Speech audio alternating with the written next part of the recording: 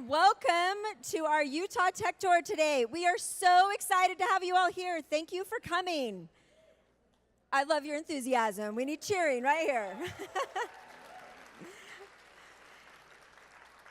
This is such a great opportunity. We love that Senator Hatch helps us bring tech leaders to Silicon Slopes to help us celebrate and recognize the great things that are happening here in the state, like the Women Tech Awards today.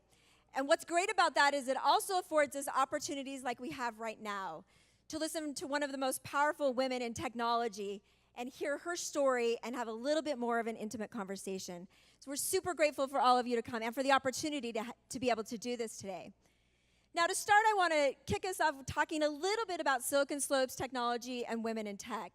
We're going to have a few kind of quick talks and points before we jump into the Safran and Senator Hatch conversation. What I love about technology is that it creates opportunities. Technology is a vital part of our ecosystem, not only here in the state of Utah, but nationally and globally.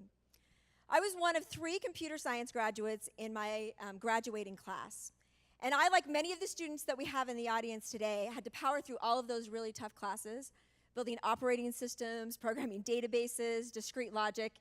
When I was in the midst of those classes, I remember thinking and wondering if I would make it all of the way through. But there was one thing that I knew when I was sitting there, and that was that technology would create opportunities that I could not even imagine. And so I decided to power through and graduate with my computer science degree. And you know what? I was right. Technology created opportunities that I couldn't predict when I was sitting back there in college. I had the opportunity to finish my graduate degree. I got to travel the world teaching technology, enterprise software to thousands of customers and the biggest companies in the world. I had an opportunity to raise venture capital. I started my own 3D printing company, which put me on the stage of delivering products at the Super Bowl and at the World Series. I had the opportunity to spend 4 years at Disney in Disney Research and Imagineering doing technology commercialization. My path doesn't look like a straight line, but what technology afforded me was great opportunities to build a career. And by investing early, I have seen what that means. And so I often think about what that means for us here in the state of Utah. And it's one of the things that drives my passion around the work that we do at the Women Tech Council. Because not only are we really successful here, but having more women in tech makes us even more successful. In the state of Utah, which we call ourselves Silicon Slopes, there's 5,000 technology companies. We have more unicorns per capita than anyone else. And we are recognized across all of the trade magazines and analysts as one of the most thriving technology ecosystems in the country. We're doing really great things, and it's a really great place to be a part of. But as I look at that, I also know that there's great things that we can work on, and one of those is how we get more women in tech, and the things that we need to do in our companies to make that true. Nationally, there are 28% of women in technology jobs, and in the state of Utah, we're at 23.5. Nationally, there's 11% of women in tech leadership, and in the state of Utah, we have less than 5% of women in tech leadership positions. When you look at the university level, we have 11% of our graduates in STEM that are women, and only 15% of those tell us that they will stay in Utah for their next job. When you go into the career stage, we see that 38% of women who go into tech leave tech after 7 years, but stay working in the industry.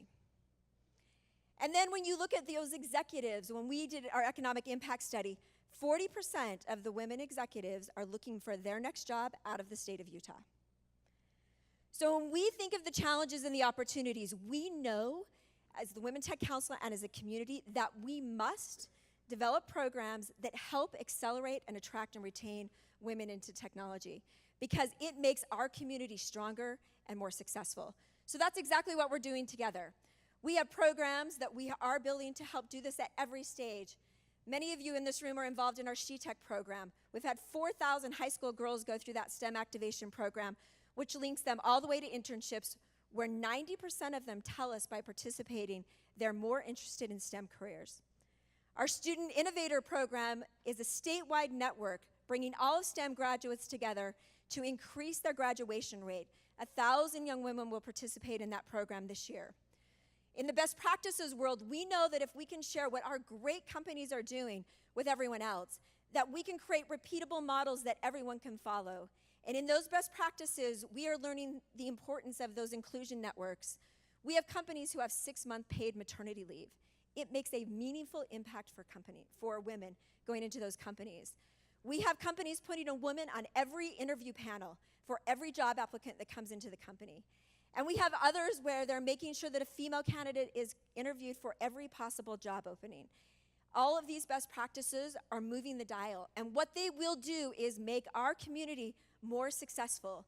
Because the impact that women have has been proven. When you have diverse teams, they outperform on revenue and profit. It's the reason we care. And it's the reason that we want to leverage all of the talent that we have, not only in the state, but in the country. Because it will make a difference. And so for me, for the Women Tech Council, we're committed as an entire community to make this happen, to increase the number of women we have in technology. Because when our children are standing here, we no longer want them to think about it. We just want to have a successful community where having women in tech is the norm. And I'll leave you with the words of Nelson Mandela, where he said, "It always seems impossible until it's done." Thank you.